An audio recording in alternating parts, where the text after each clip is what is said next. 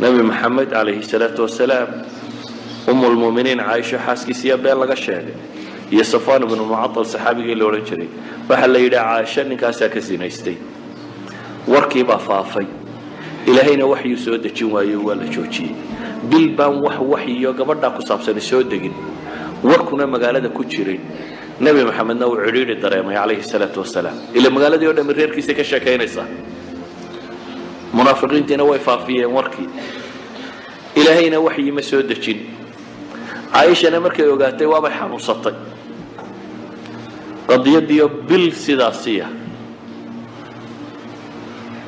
ayaa dadka warkaas rumaystay ee ka qayb qaatay waxa kamid ah rag saxaabadii kamid iyo dumarba waxa kamid ah xamna oo zaynab la dhalatay zaynab bint jahsh al mu'minin waxa kamid ah shaacirkii muslimiinta hasan ibn thabit waxa kamid ah thumama ibn al-thal nimankaasi maadaama ay ka qayb qaateen quraan baa soo degay ربي وعاش مرخاتي وفرينا ني وحما سميني عاش إلهي ببرية لي أبي بكر مؤمنين تسحابي وإيمان بدنامه وعمل فينا ستاريخ خصوصي سوي لكن طبعي أهان كلل بها أبي بكر نمركو عروضة آذو كلل آذو عر كلل وحك الله أن وقافة ومركب برورو حق قرطه أبي بكر وعروض وحكى عروض ثمامة المصباح بن أثاث يهو يدي أبي بكر بابيلية هو حسية ومركب اللباد سلامة أن كان الشيء أبي بكر وهبر وذاك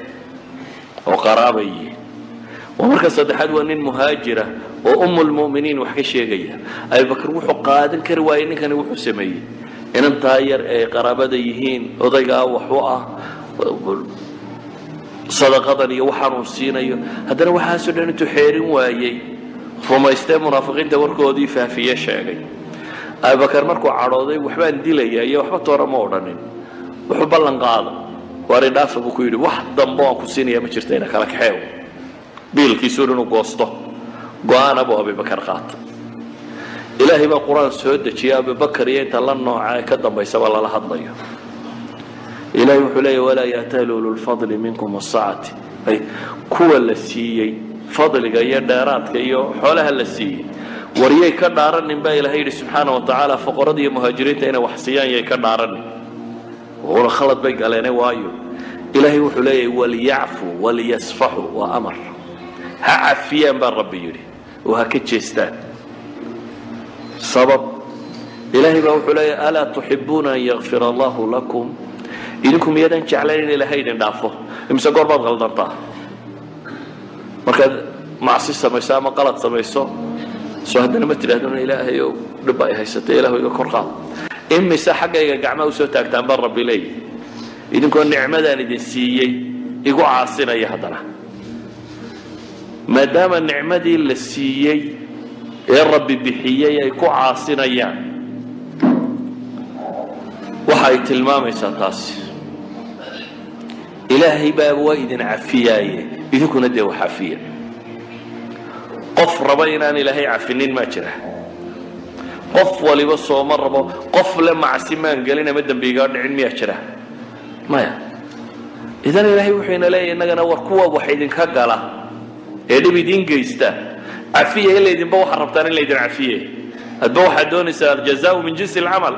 البوح الدونس اللي عفيه ما دام هذا دوك بالدونس اللي عفيه أتقول هو حافي با إلهي سبحانه وتعالى هاكو غفلا قرآنكو قصة ينوغا والرمي النبي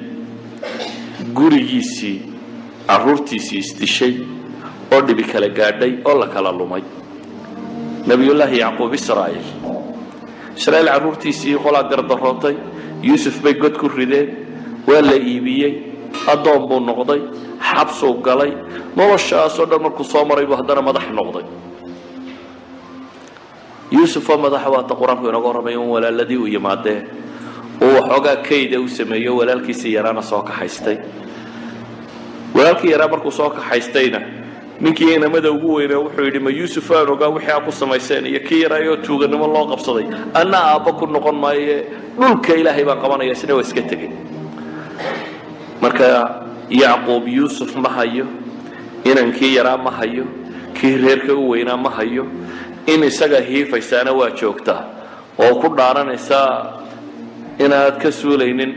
xataa takuuna xaradan aw takuuna min alhalaakiin qolo leh weli ma yuusuf aad hadlaysaa xasuusanaysaa qolo leh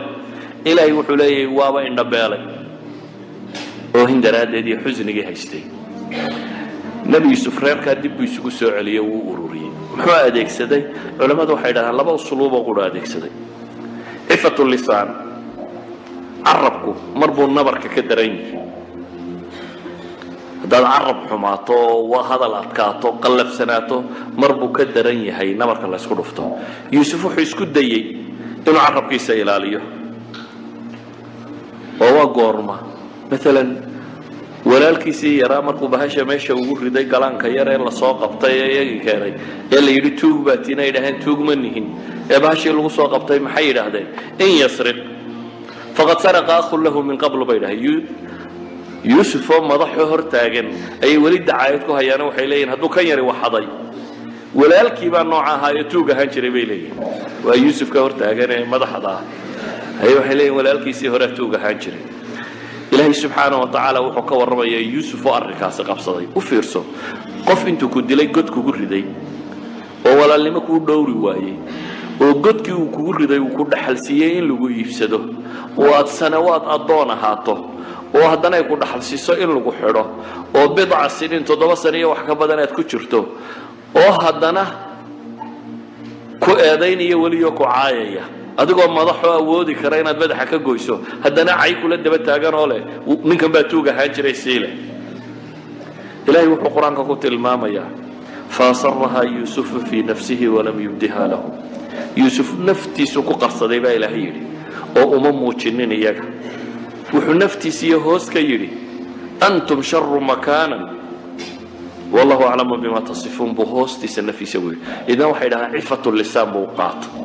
inay afkiisa xuma ka soo bixin xaq buu lahaa inuu yidhahdo idinkaa tuuga oo inta ay xadeen baa godi ku rideen weliba laakiin muu odhanin markii dambena wuu cafiyey قالوا تالله لقد آثرك الله علينا وإن كنا لخاطئين قال لا تثريب عليكم اليوم يغفر الله لكم وهو أرحم الراحمين إلهي سكن عفية بكير إذن يوسف عفة لسانك حتى وحو قارسية بيد هذا المركي الدنباو كهد ليين إلهي نمعوين سيي وقد أحسن بي أخرجني من السجن وجاء بكم من البدو بوكلها إلهي واين نعم السيي مركو أنا حبسي قصو صاري idinkana baadiyihiiyo meeshii ku dhibanaydeen idinka keenay waxay yidhaahdaan xabsiga waa meel bini aadam joogay waxaa ka xumaa godkii ay ku rideen walaaladii isagoo khaatarkooda dhowraya dhibtii soo martay tii godkii adkayd ma sheegine tii kale dumarku mu'aamaradeeyeen ee xabsiga ku rideen buu sheegay waxay yidhaahdaan waa maxay khaatarka walaaladii buu ilaalinayay walidalik buu jaalkii buu ka warramay dumarku ku rideen godkii walaaladii ku rideen afkaba ma soo marin